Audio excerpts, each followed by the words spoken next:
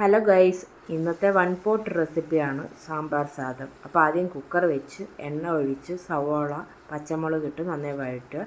അത് കഴിഞ്ഞ് നമുക്ക് വേണ്ട വെജിറ്റബിൾസ് ഇടുക. തക്കാളി, ക്യാരറ്റ്, ബീൻസ്, വഴുതനങ്ങ എല്ലാം ഇട്ടിട്ട് നന്നായി വഴറ്റുക. കുറച്ച് ഉപ്പും കൂടി ഇട്ടിട്ട് അത് കഴിഞ്ഞ് നമുക്ക് മസാല സാമ്പാർ പൊടി, മുളക് പൊടി, മല്ലിപ്പൊടി, മഞ്ഞൾപ്പൊടി എല്ലാം കൂടി ഇട്ടിട്ട് അതും വഴറ്റുക.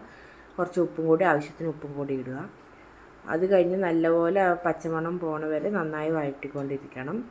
അത് കഴിഞ്ഞിട്ട് നമ്മുടെ റൈസും അതുപോലെ പരിപ്പും കൂടി രണ്ടും കൂടി ഒരുമിച്ചാണ് ഇടേണ്ടത്. അപ്പോൾ റൈസും പരിപ്പും കൂടി ഇട്ടു. കുറച്ച് വാളംപുളിയും കൂടി പിഴിഞ്ഞൊഴിച്ചു.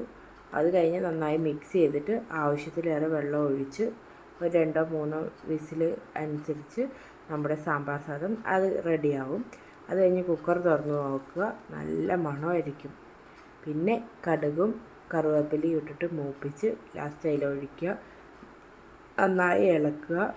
അപ്പോൾ അടിപൊളി one pot sambar sadam ready. Okay, bye.